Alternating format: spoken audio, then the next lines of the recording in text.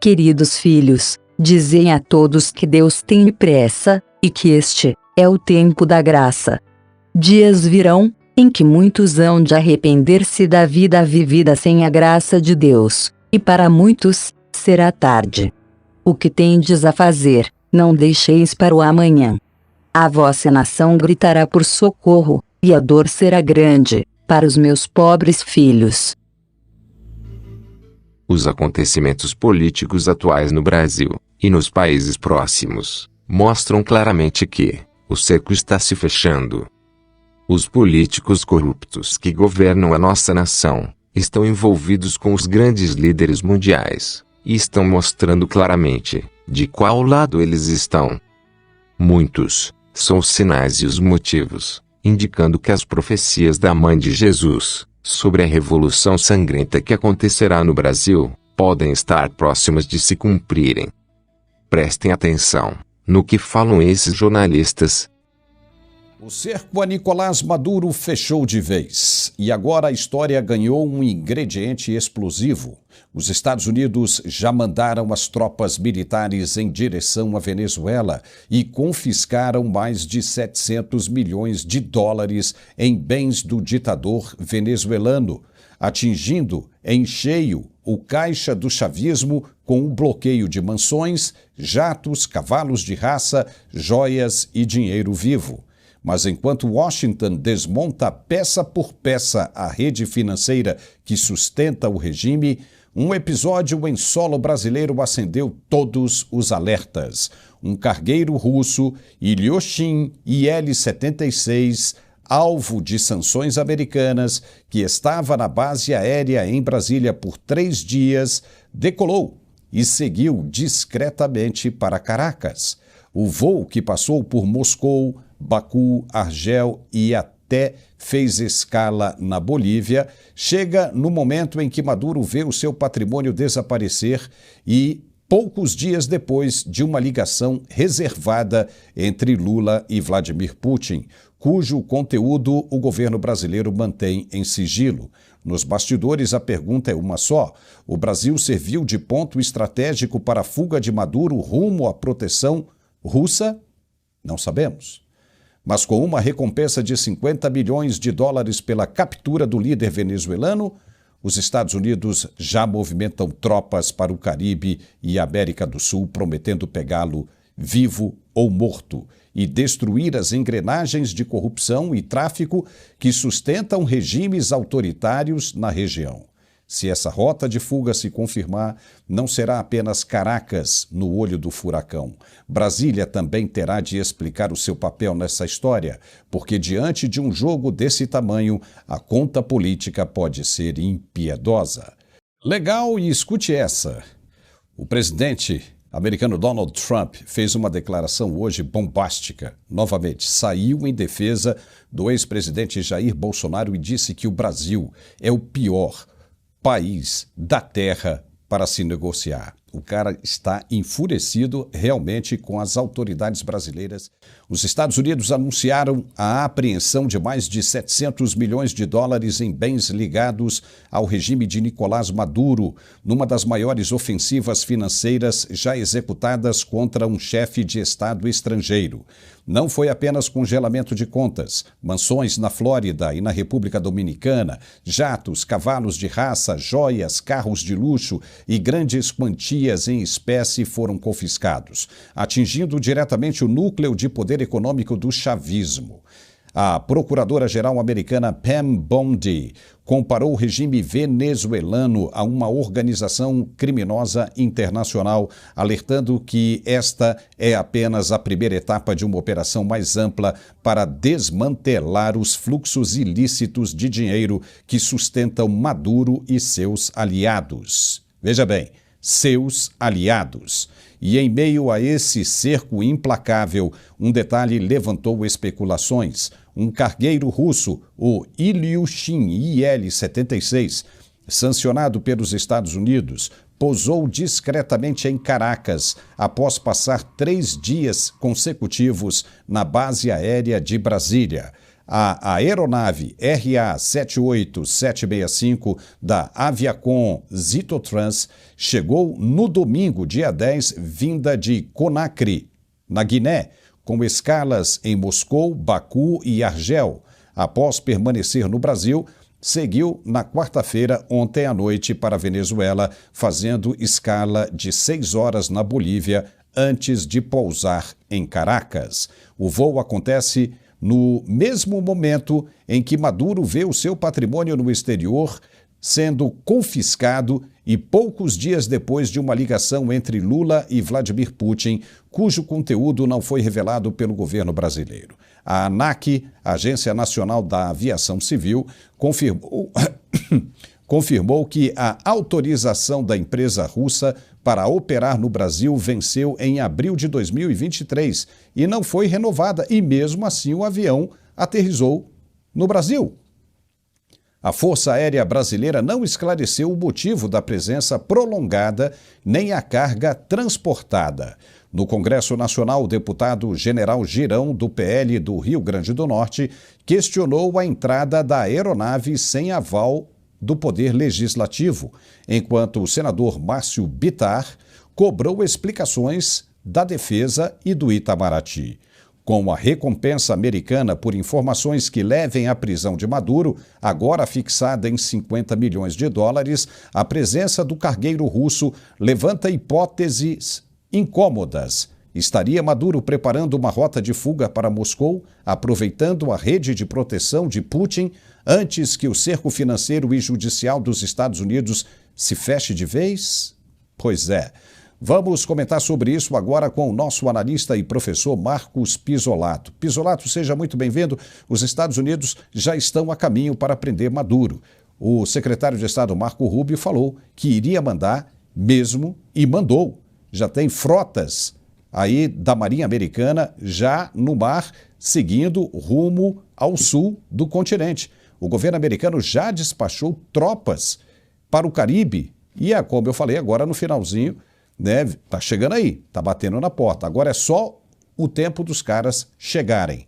Eles vão pegar Maduro, vivo ou morto, dead or alive, e aniquilar com os esquemas de corrupção e tráfico na América Latina. Todo mundo já levantava esta suspeita de que o avião russo estava em Brasília para ajudar Maduro em uma possível rota de fuga. Agora ninguém tem mais dúvida disso, porque o avião seguiu para lá. Não tem por que seguir para lá, se não for por uma fuga de Nicolás Maduro. Só que isso acontecendo, o governo brasileiro está ferrado por ter ajudado nesse plano. As coisas só pioram para o governo Lula, né, Pisolato? Seja bem-vindo.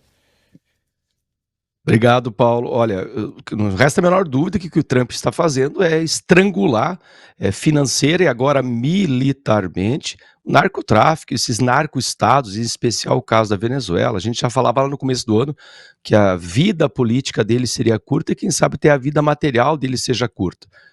Não podemos levar em consideração as bravatas que Maduro tem feito, mostrando aquele bando de generais lá que, ao primeiro sinal de uma marinha americana, de uns fuzileiros navais americanos, um sobrevoo de alguns jatos americanos, eles se borram todos e abandonam Maduro em troca desses 50 milhões. É preciso ressaltar, eu gostaria de analisar isso mais detalhadamente, porque não é a primeira situação em que o Brasil interfere política, econômica e judicialmente. A gente tem o caso da Nadine Heredia do Peru, que a FAB simplesmente foi buscar uma corrupta condenada e ficou por isso mesmo. A gente mudou de assunto, nosso parlamento silenciou, ninguém deu resposta nenhuma. Esse caso é mais grave ainda porque parece ser explícita que houve uma interferência dos andares de cima do Poder Executivo, já que essa aeronave não tinha autorização para pousar no Brasil e pousou mesmo assim. Então essa ordem veio de cima e aí se configurar uma das hipóteses que possa estar dando fuga a Maduro, ou quem sabe dando fuga ao seu patrimônio acumulado, porque ele deve ter com certeza muita coisa acumulada, muito do que ele usurpou do povo venezuelano, esse povo que, eu sempre falo, a Venezuela, Cuba são países que devem alertar o brasileiro, porque o Hugo Chávez chegou ao poder lá em 1999, porque os pais dessa geração votaram. Os pais confiaram num político mentecapto. Agora os filhos estão aí, morrendo nas prisões e comendo lixo. É uma lição que a gente tinha que aprender. A gente não pode repetir esses erros. Uma nação sábia, ela pelo menos ela aprende com os erros dos outros. Se esse avião, de fato, estiver relacionado, primeiro que ele não poderia pousar, pousou. Há um avião que é sancionado. Se ele de fato estiver relacionado a dar fuga a um criminoso internacional como Nicolás Maduro, bom, aí o Brasil está de fato caminhando no fio da navalha. Porque eu confesso que eu vejo no Trump uma tentativa de trazer o Brasil de volta às negociações de forma pacífica, de forma organizada. Veja quanto ele protelou essas tarifas, o fato de ter escolhido alguns produtos para tirar fora essas tarifas, cerca de 700 produtos que não foram incluídos, a demora em novas leis Magnitsky pesando sobre certas autoridades brasileiras. A gente fica um pouco ansioso, mas na verdade tudo tem caminhado de acordo com a lei, para que não haja nenhuma ilegalidade mesmo nos Estados Unidos, que a Suprema Corte Americana não acabe derrubando essas leis Magnitsky e acabe sobrando para o Trump também. Então o que a gente precisa é ter paciência, só que o Trump dá sinais. Essa semana ele se reuniu com o jornalista Paulo Figueiredo, com o Eduardo Bolsonaro, tiraram uma selfie juntos. A gente não pode dizer que o Paulo Figueiredo é um blogueiro. Ele se reuniu, ele conseguiu fazer o que o presidente Lula não fez. Ele se reuniu com o presidente Trump. O Eduardo Bolsonaro estava reunido com o presidente Trump. E não adianta a gente vir com esse discurso de soberania. Soberania é quando há um país civilizado. Agora, quando um país se aproxima, e o Lula não vai poder alegar isso de maneira nenhuma, porque a internet está aí para isso. Ele vai fazer de conta que não conhece Maduro? Vamos esquecer de Foro de São Paulo, que é de 1990?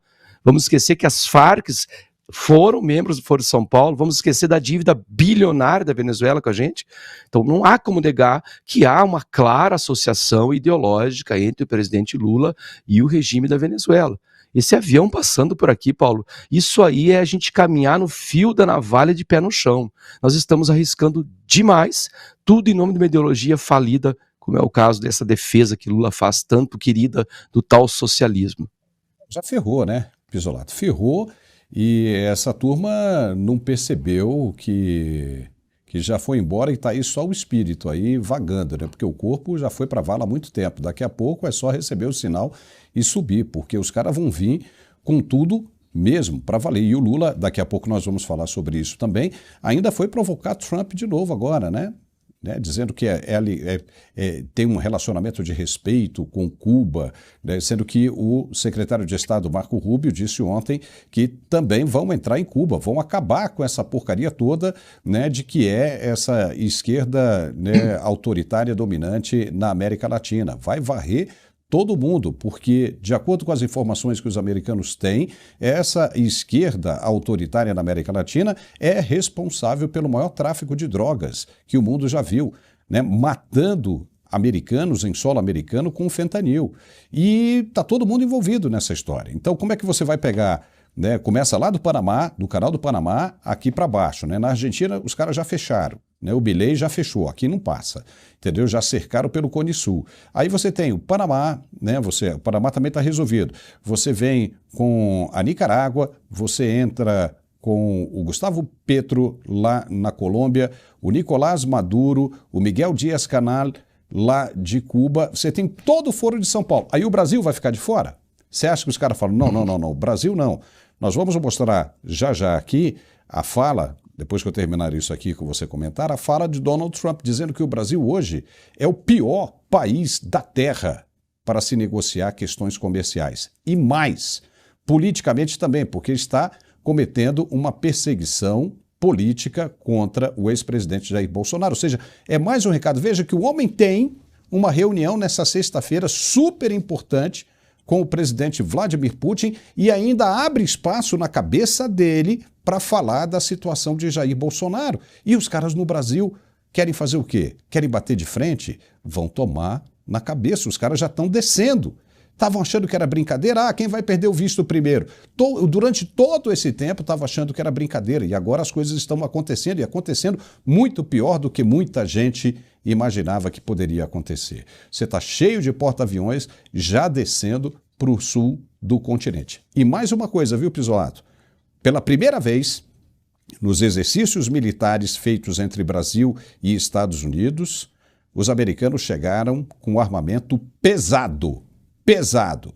Os caras ontem desembarcaram no Mato Grosso, os cargueiros C-17, entupidos de armamento pesado para a guerra de verdade. Lembre-se que Nossa Senhora de Anguera falou que o Brasil estará na guerra.